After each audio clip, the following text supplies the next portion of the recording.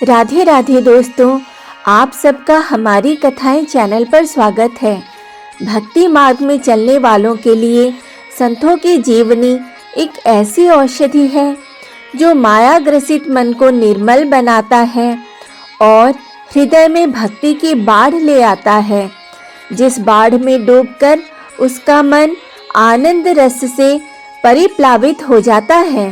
संत मीराबाई एक ऐसी ही चरित्र है जो उस समय की रूढ़िवादी समाज के विपरीत जाकर समय सदी से परे अपने प्रियतम से प्रीत निभाकर भक्ति मार्ग के पथिकों के लिए उदाहरण बन गई। उनके भजन अपने समय सदी से परे प्रियतम से विरह की तड़पन से भरा हुआ है। उनका अपने प्रियतम से बिछड़ने का जो दर्द है, ये उनके पूर्व जन्म से जुड़ा हुआ है। जब मीराबाई वृंदावन में रह रही थी, तब उनको वहां दिव्य वृंदावन के दर्शन के साथ श्री राधा कृष्ण के भी दर्शन हुए। किशोरी जी के आज्ञा से श्री ललिता सखी उन्हें हर मध्य रात्रि को दिव्य वृंदावन लेने आती थी और उन्हें दिव्य लीलाओं में शामिल भी कराती थी। एक दिन प्यारी जो ने ललिता सखी से कहा, अब समय आ गया है मीराबाई को उसके पूर्व जन्म का रहस्य बताने का। किशोरी जो के आज्ञा से एक रात्रि ललिता सखी मीराबाई को द्वापर युग की लीलाओं में लेकर गई। मीराबाई ने वहां अपने आप को माधवी के रूप में देखा। व्रज के एक गांव में पितृहीन गोप कुमारी माधवी अपनी माँ की गोद में खेल रही है। पिता ने उसका ब्याह नंद व्रज के एक गोप कुमार सुंदर से कर दिया है। विवाह के कुछ ही समय पश्चात पिता का देहांत हो जाता है। बड़ी होने पर नंदीश्वरपुर से गौना करवाने का समाचार आया। इसी बीच सुना कि नंदराय के पुत्र को जो एक बार देख लेता है बोरा जाता है। स्त्रियां अगजग कहीं की नहीं रह जाती। केवल उसके दर्शन से ही लोग पागल नहीं होते। जो कदाचित उसकी वाणी अथवा वंशी का स्वर कान में पड़ जाए, तब भी तनमन का विघटन हो जाता है। डरकर मैया बेटी माधवी को शिक्षा देने लगी कि भूल कर भी वह कभी नंदराय के उस सलोने सुत को न स्वयं देखे, न अपना मुख उसे दिखाए, अन्यथा उसके पातिव्रत्य की मर्यादा भंग हो जाएगी। माँ उसे पतिव्रत धर्म की महिमा एवं मर्यादा सुनाती और उसके भंग होने की हानि भी समझाती।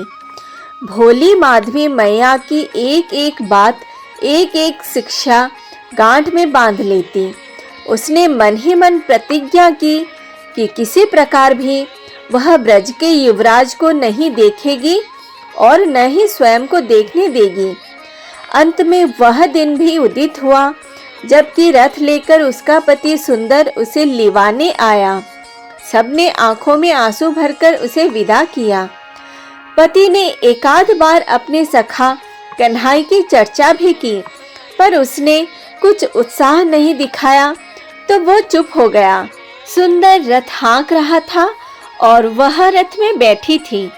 सुंदर बीच बीच में अपनी मैया की, गांव की, घर की बातें करता जाता और वह चुपचाप बैठी बैठी सुनती रहती। एकाएक सुंदर ने कहा, देखो ये हमारे व्रज की गायें चर रही है। कन्हैया यही कहीं होगा, देखेगा तो अभी दौड़ा आएगा। सुनकर माधवी ने मुख ही नहीं अपने हाथ पैर भी अच्छी तरह ढांक लिए। तभी कोई पुकार उठा, सुंदर बहू ले आया क्या? सुंदर ने कहा, हाँ भैया। भैया मोको भाभी को मोड़ो तो दिखाई दे।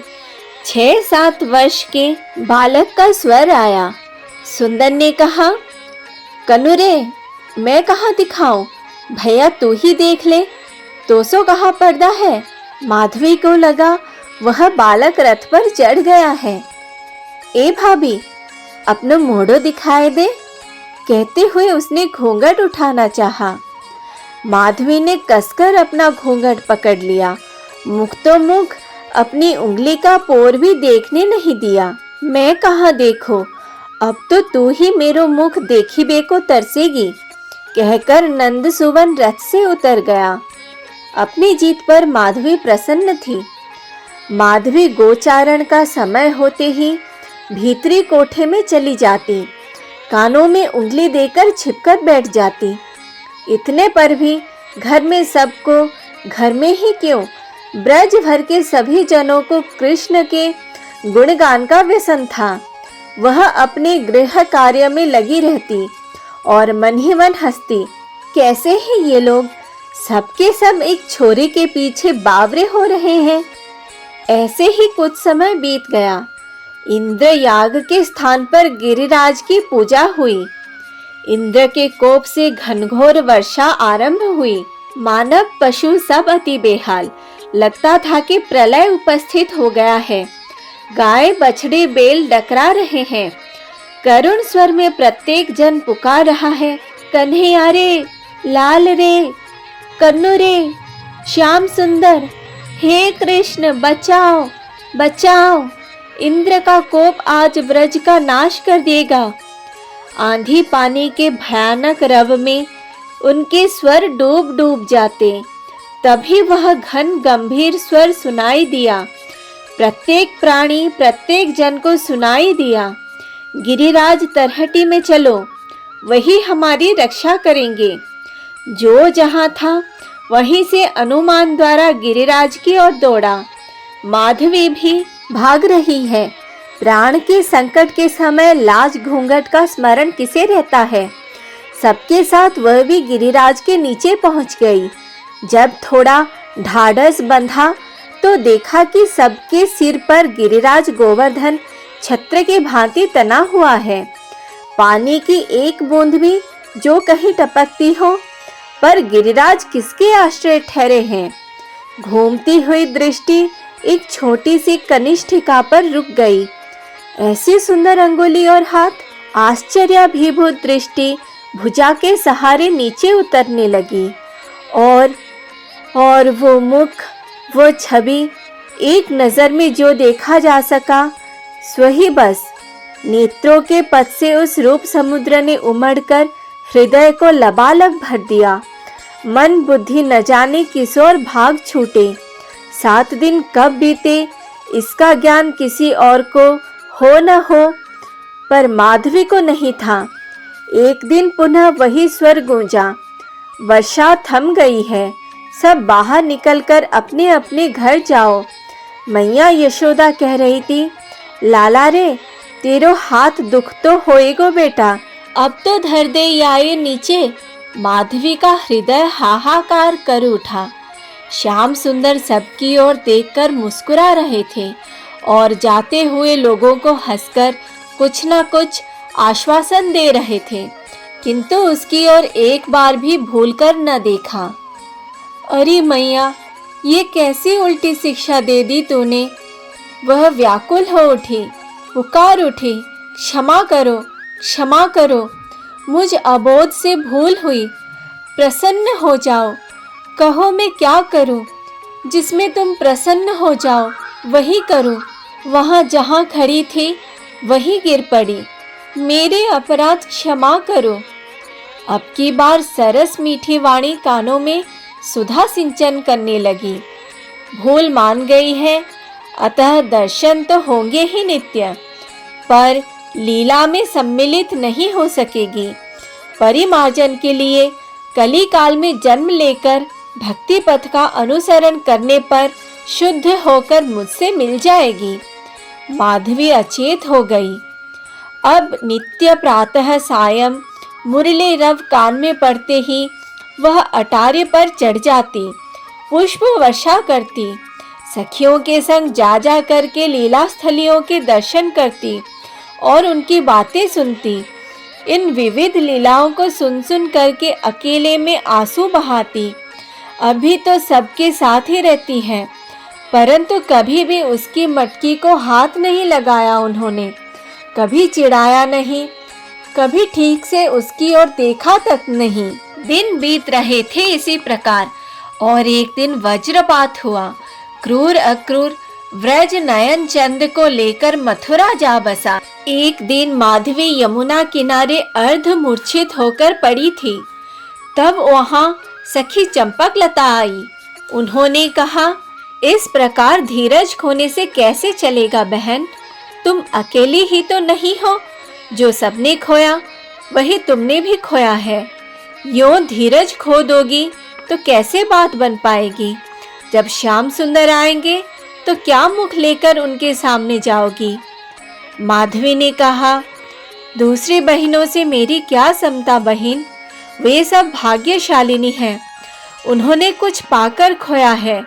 मुझ अभागिनी ने तो पाने से पूर्व ही खो दिया। माधवी रो रो कर पूरी बात बताई और बोली, न जाने कलिकाल कितनी दूर है, न जाने कहाँ जाना होगा, कैसे किसके सहारे मैं अवलंबहीन। माधवी पुनः चंपा की गोद में सिर रखकर फूट फूट करके रो पड़ी। चंपा बोली, सुन माधवी, कलिकाल चाहे कितनी ही दूर हो, तुझे चाहे जहाँ जाना पड़े, जैसे भी रहना पड़े, मैं तेरे संग चलूंगी और संग रहूंगी। बस अब रोना बंद कर। मेरी बात सुन, श्याम सुंदर कभी किसी के प्रति चाह कर भी कठोर नहीं हो पाते। अवश्य ही इसमें तेरा हित निहित है। उनकी दया, करुणा, कोमलता, मधुरता, कृपा की घनीभूता स्वरूपा है श्री किशोरी जो। चल मेरे साथ, चल। उनके चरणों के दर्शन चिंतन मात्र से विपत्ति का भय नष्ट हो जाता है। चंपा उसे लेकर बरसाने के राजमहल में श्री किशोरी जो के पास गई। प्रणाम के अनंतर चंपा के मुख से सब कुछ सुनकर उन्होंने माधवी के सिर पर हाथ रखा। मत घबरा मेरी बहन, अपनों को वे कभी निराश्रित नहीं छोड़ते। प्रयोजन की प्रेरणा अनुसार अपनों को अपने से दूर करके उसके लिए वे स्वयं व्याकुल रहते हैं और क्षण क्षण में उसकी सार संभाल करते हैं।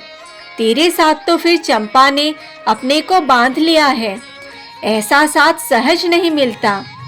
ये तेरे साथ रहेगी तो कलिकाल के कंटक तुझे छूने का साहस नहीं कर पाएंगे। प्राणेश्वर प्रतिक्षण तेरे तन मन नयन में बसे रहें। चंपा तेरी दासी बनकर सेवा ही नहीं करेगी, अपितु इस जीवन यात्रा में तेरा पाथेय बनेगी। मीरा अपने पूर्व जन्म को देखकर श्री किशोरी जी के चरणों में जा गिरी। अनुपम ममता, अगाध करुणा, अपार कृपा मेरी स्वामिनी, बार बार कहती हुई वो बलिहार गई। दोस्तों, आपको ये इन्फॉर्मेशन कैसी लगी कमेंट करके बताइए। अगर अच्छी लगी तो वीडियो को लाइक और शेयर कीजिए, और अगर आपने अभी तक इस चैनल को सब्सक्राइब नहीं किया है तो सब्सक्राइब कर दीजिए और बेल आइकन को भी दबा दीजिए ताकि लेटेस्ट वीडियो का नोटिफिकेशन आपको मिल सके। Thanks for watching. Radhe Radhe.